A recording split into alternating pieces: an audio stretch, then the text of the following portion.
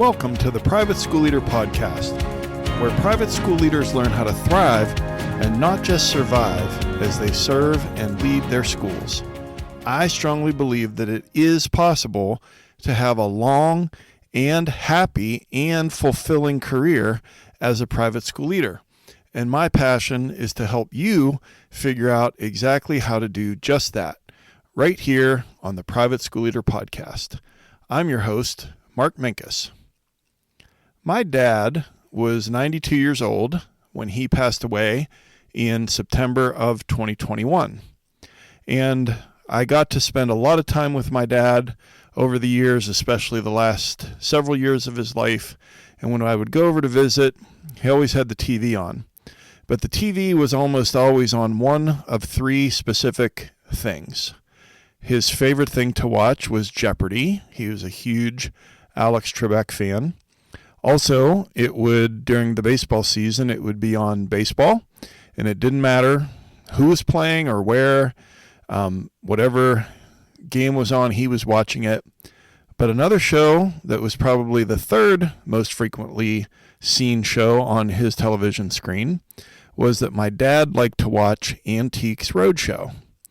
And you probably know the show. It's a PBS show, and they travel around the United States and sometimes the UK, and people bring collectibles of art or sports memorabilia, maybe antique furniture, and an expert in that area looks closely at the item, and then they tell the person how much it's worth.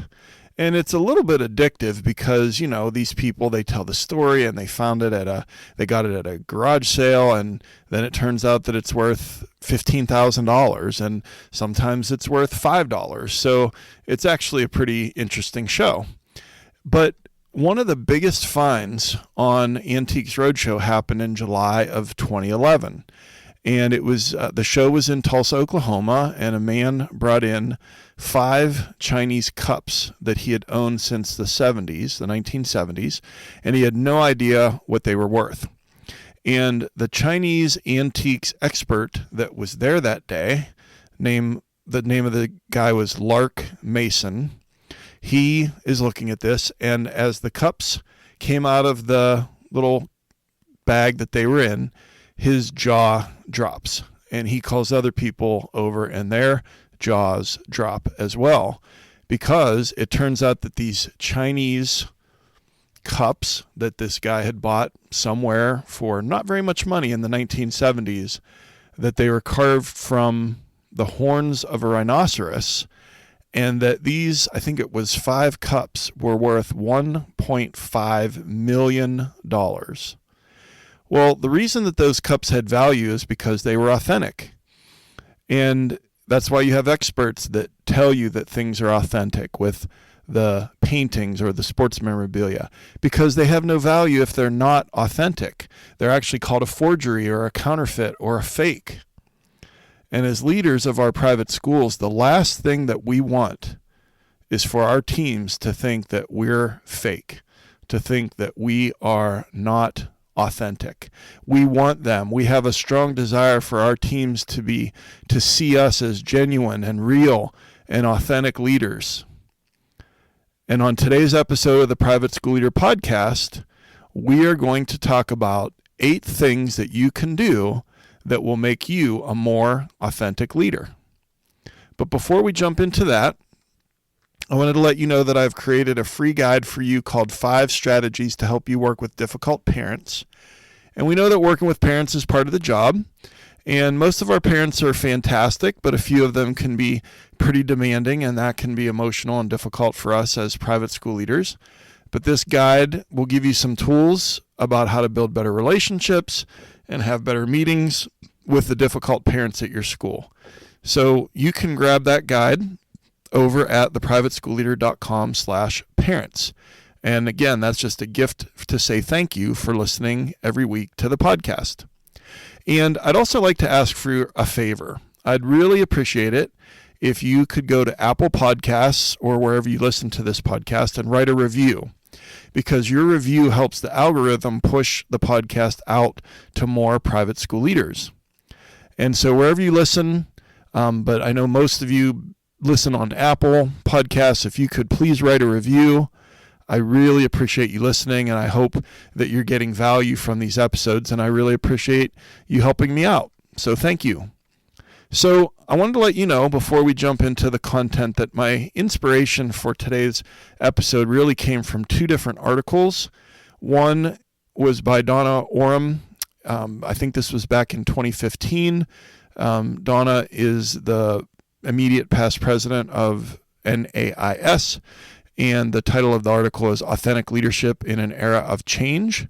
And then another article it was a blog post by Integrity Leadership on their website, and it's called The 4 Key Qualities of Authentic School Leaders. So let's get into it. Do these 8 things and you will be a more authentic leader at your school. Number 1, lead with integrity. Lead with integrity. So what does that mean? Well, I know you know what integrity means. It means that you do the right thing even when no one is watching. But it also means to tell the truth. It means to keep your promises. It means that you know how to act in alignment with what you stand for. It means that you have the courage to do what you believe is necessary or right, even when it is uncomfortable or difficult for you to do that. And that's really one of the hardest parts of our job as leaders at our schools, is that we know what's right. We know we need to do it, but it's uncomfortable, it's difficult, and it's stressful. And it causes us to have anxiety. But having the courage to do it and then to act in the best interest of our students and our teachers and to do the right thing, that's hard, but it's super necessary to be an authentic leader. And what about with parents and teachers? I know I used to be evasive. I actually used to, early in my career, I used to brag about being evasive and giving half answers and just kind of leading people on, but being kind of, coy or, telling half of the truth and not really giving feedback, honest feedback. So leading with integrity means that with parents, with teachers, even when it's uncomfortable, that we give honest feedback. And we, as school leaders, we want to inspire others with our values, and we want to help build trust and have our staff be able to see and know what we are all about. Because if we build trust with our team, they will follow us. And so if we want to be more authentic leaders, the first thing to do is to lead with integrity. All right, number 2. Be genuine. Now, I know that genuine and authentic are synonyms, but let's just talk about that word genuine for a minute. Genuine means the real deal. Authentic leaders show their real selves to their followers. And so we're just trying to be ourselves. Don't try to be something that you're not. And not only will they see right through it, the teachers, the kids, the parents, but it's also exhausting. It takes so much less energy to just be yourself. And I get it. If imposter syndrome is kicking in, and I'm reflecting back to my early days when I was a young leader, and I was pretending to be a leader that I wasn't. I was pretending to have it all together, pretending to know all the answers, pretending that I didn't need any help because I had imposter syndrome. But people want to follow people that are real, that are genuine, that have flaws. And so we need to be genuine. And the last thing that I'll say, I want to go back to something I said a moment ago. It takes less energy, and I'll give you an example. So if you're an introvert and you go to a cocktail party, at the end of the party, when you get home, you're going to be exhausted. But if you're an extrovert and you go to a cocktail party, you're going to be energized at the end of that party. So if you're an introvert at a cocktail party and it exhausts you, that's because you're at a social event and you're not a social person. And so my point is that it takes more energy to pretend to be someone that you're not than it does to just be yourself. And we have a very small amount of energy in the first place because our jobs are so demanding. And so the second thing to do to be a more authentic leader is to be genuine. All right, number 3, lead with both the heart and the mind. So what we do is emotional work. We're passionate about our kids, our students, our teachers. We're in a job where we can change lives. We have a sphere of influence where we've been planted where we can make a difference, but it's emotional work and it's demanding. Well, authentic leaders are not afraid to show their emotions or their vulnerabilities. And authentic leaders also seek to understand others and lead with empathy. And so we know that empathy is a huge skill. Leading with empathy is a huge skill that we need to continue to improve. And one of the 7 habits of highly effective people by Stephen Covey, one of the habits is seek first to understand, then to be understood. So if we want to be a more authentic leader, we are going to lead with both the heart and the mind. Okay, on to number 4. So if we want to be an authentic leader, we are going to, number 4, stay deeply connected to a very clear and compelling why. So authentic leaders, authentic school leaders, have a very clear and compelling reason why they do what they do. And I've told you before on this podcast that for me, I write my compelling why at the top of my task list every single day, and I write throwing starfish. And it's about the starfish story where a boy throws one into the ocean and looks at the old man and said it made a difference to that one. I know you've heard me tell that story before. But what about you? What is your clear and compelling reason why you do what you do? Is it something that you can write down in a word or in a phrase? Well, authentic school leaders, they know themselves well, and you know what you stand for and what you want to achieve. And you know why you've chosen to take on this mantle of school leadership. And when something is really difficult to do, you have to have a really strong reason why you're doing it. So for example, if you're trying to lose weight, and that's really hard to do, if the only reason that you have is because you want your clothes to fit better, that's a good reason, but is it a strong enough reason to keep doing the healthy eating and the exercise that you need to do to lose that weight? Maybe a more compelling reason why that will move the needle is to think about your loved ones and that you want to be around for them and you want to be active and you want to be healthy so that you can spend time with them. So you get my point that the harder something is to do, the stronger our why has to be. And you know as well as I do that our jobs are very, very difficult. So authentic leaders are deeply connected to their purpose, and their purpose drives them every single day. And as a result, authentic leaders are better able to articulate the school's vision, and your team will be more able to see beyond their own classroom and connect with the bigger picture. And I want to pause there for a minute. Everyone, as human beings, want to be part of something bigger than themselves, whether it's a team or a faculty or a church congregation, whatever it is. We want to be part of something bigger than ourselves. And so if you have a strong why, and then you can articulate the school's vision clearly, then people can get on board with that. And then you can stay motivated even when times are tough, because you'll be sustained by your driving purpose, your big why. And so the fourth thing that authentic leaders do is that they stay deeply connected to a clear and compelling why.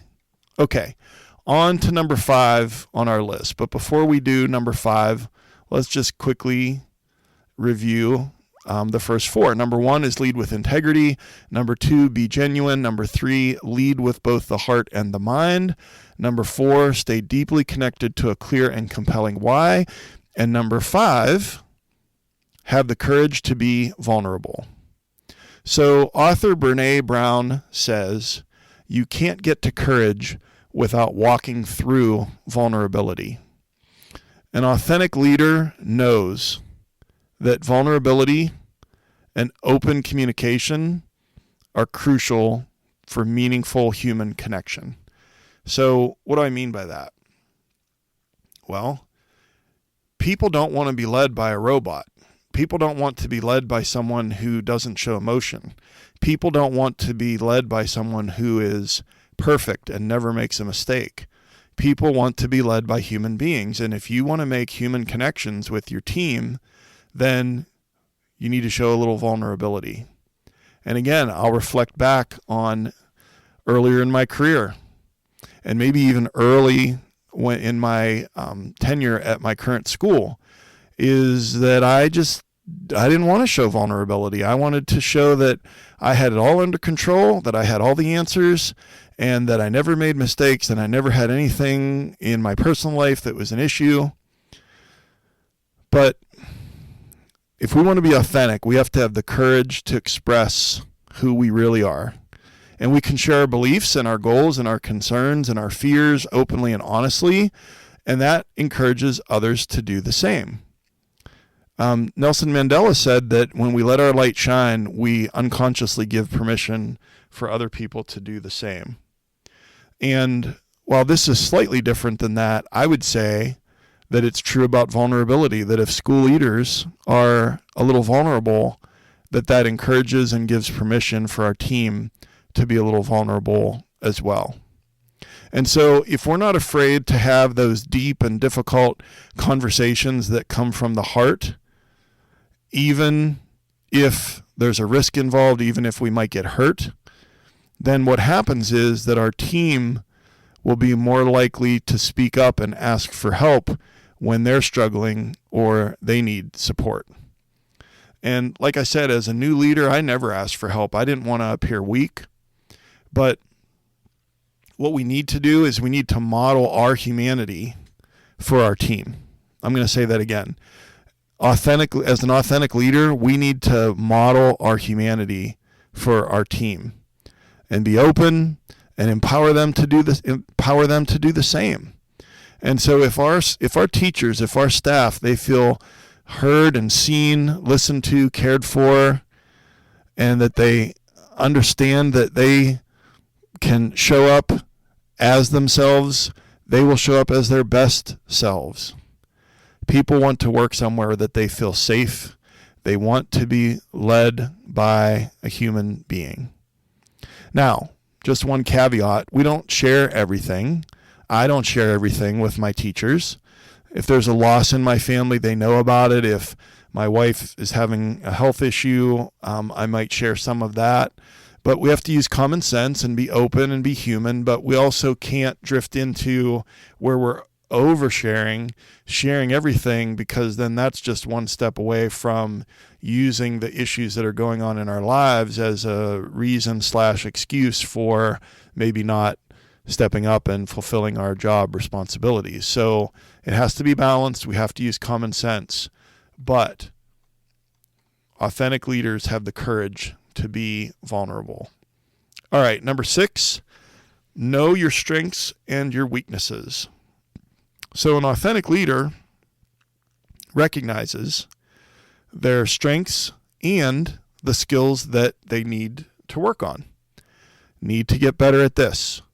I'm pretty strong at this. So we assess our own strengths and weaknesses, and we're honest with ourselves. And so we are more able to make full use of our talents for the benefits of our schools, and also we're not afraid to be honest with ourselves about our weak areas. So again, imposter syndrome creeps in there, us trying to be something that we're not, us not wanting to be found out as incompetent or whatever it might be. We try to hide those flaws. We try to hide our weak areas, but we need to acknowledge, recognize, just accept ourselves for who we are. This is who we are right now, but it's a process of growth. You're listening to this podcast. You're trying to grow yourself as a school leader. We don't have it all together. We don't have all the answers. That's why we're always trying to grow. And so we also have to have a growth mindset when it comes to our current limitations. Early in my career as a head of school, I knew very little about school finance, about accrual-based accounting and the different things that went along with that. But I learned and I got better. And did I become a CPA and an expert? No. But did I grow and learn enough so that I could speak intelligently with our accountant and at the board meeting? Yes. So again, having a growth mindset, our skills are not fixed. We shouldn't be ashamed of where we're lacking, and just know ourselves and don't be afraid to improve our weak areas. Okay, we're getting there. Number 7 on our list of 8 ways to become a more authentic leader. Number 7, be mission driven with a focus on results. So authentic leaders are going to put organizational goals ahead of your own personal interests. So, for example, if you spend too much time and attention on one area, you'll come across as fake when you're giving lip service to another area. So let's say that you love basketball, like you love going to the games and you love basketball at your school, you love basketball in general. Well, if your decisions about the budget and the uniforms are, you're spending a lot of money in that area, maybe more than other areas, and if you are putting pressure on teachers and asking lots of questions about, well, is this star player eligible? What do they need to do to get eligible? If it's clear to your team that the basketball team is more important than other things, then you're going to lose credibility. And so again, you're putting the goals of the school ahead of your own personal interests. Another example could be that you love the spring musical, and then that's reflected perhaps in the decisions that you make. The budget is really big. The costumes, we spend a lot of money on the costumes. Maybe rehearsals happen and they're missing academic time, and the answer is always yes when it comes to the spring musical.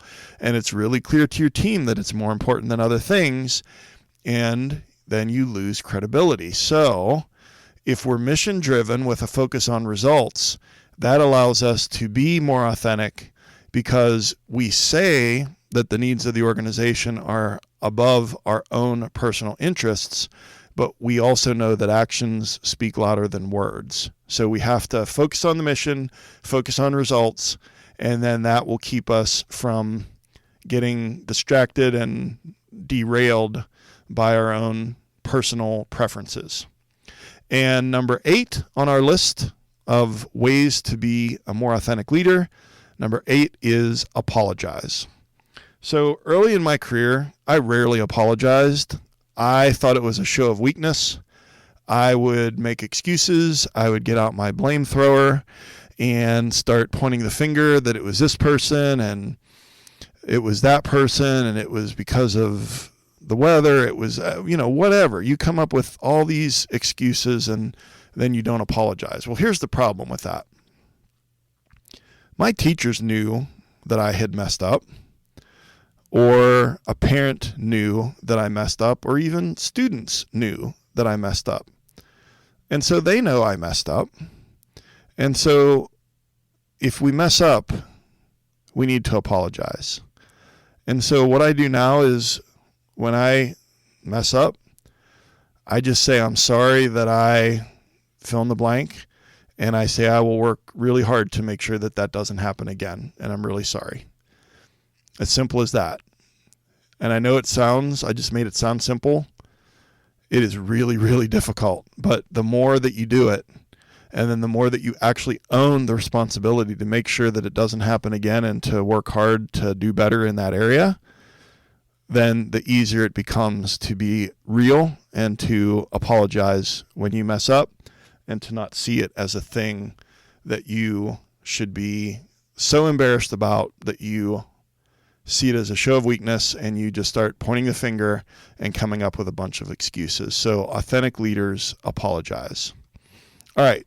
So what are our big takeaways from this episode? Well, I think we can all agree that we want to be authentic. We want to be real and genuine. We want our teachers to follow us because they see us as people that are real human beings that they can trust. So what are the 8 things that we can do to be more authentic as we lead our schools? Number 1, lead with integrity. We tell the truth. We act the same when no one's watching. We do the right thing. We keep our promises. Number 2, be self-aware and genuine.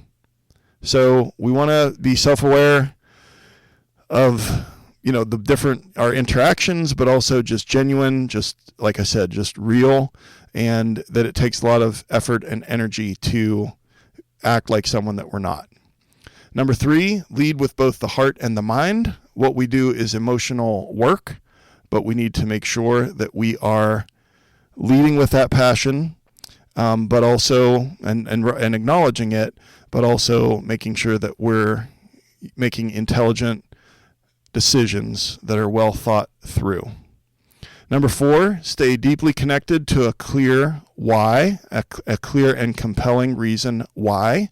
What we do is very difficult, and the more difficult something is in life to do, the stronger the reason behind it needs to be. And so, what is your strong and clear and compelling why for being a school leader? Number 5, we have to have the courage to be vulnerable. And so, we're vulnerable. We share a little about what's going on with us. It takes courage to do it, to overcome that imposter syndrome, to overcome that, what we think is a show of weakness. But teachers and staff want to be led by a real human being, not a robot. Number 6, know your strengths and weaknesses. You can leverage your strengths, but then with your weaknesses, have a growth mindset that you will improve in this area and that you're not just stuck with a certain amount of ability in that area. Number 7, be mission driven with a focus on results. If we do that, that will help to keep the needs of the organization above our own personal preferences and will be seen as genuine and authentic. And number 8 is to apologize when you mess up. They know you messed up. They know that you should apologize. We need to have the courage to apologize. I like to end every episode with a call to action. So your call to action for today is to think about these 8 areas, which will be in the show notes, and you can get those at theprivateschoolleader.com/episode 38. Look over these 8 things and decide which one of these is my weakest area, and then commit to growing yourself in this area. So quite simply, decide which area is my weakest point, and then commit to growing myself in this area. Okay, so let's wrap it up together. I hope you got value from this episode. I have another free resource for you that's called the Top 6 Ways to Protect Your School from a Lawsuit. And this is a 10-page PDF that will help you keep your staff and students safe and help keep your school out of court. And litigation is expensive and time-consuming and stressful, and this is a common sense guide that will help you be more intentional and proactive when it comes to protecting your school. And you can get the top 6 ways to protect your school from a lawsuit over at theprivateschoolleader.com/lawsuit. And if you're getting value from the podcast, I'd love to hear from you. Shoot me an email and let me know a strategy that you're trying or a pain point for you right now, because it might be the topic of an upcoming episode. And you can email me at mark.o.minkus@gmail.com. That's mark.o.minkus@gmail.com. And be sure to subscribe so that you don't miss an episode. Again, the show notes for today's episode are at theprivateschoolleader.com/episode 38. And a new episode comes out every week on Apple, Spotify, YouTube, wherever you listen to podcasts. You can connect with me on Instagram at The Private School Leader or Twitter at The PS Leader. And if you got value from this episode, I would just love it if you would share it with another leader at your school or someone that you think is an aspiring leader at your school. And I've been your host, Mark Minkus. I just want to say I appreciate you so much and all the amazing work that you're doing at your school. And thank you again for taking some of your precious time out of your busy schedule to be here today. And I will see you next time on the Private School Leader Podcast. And until then, always remember to serve first, lead second, and make a difference.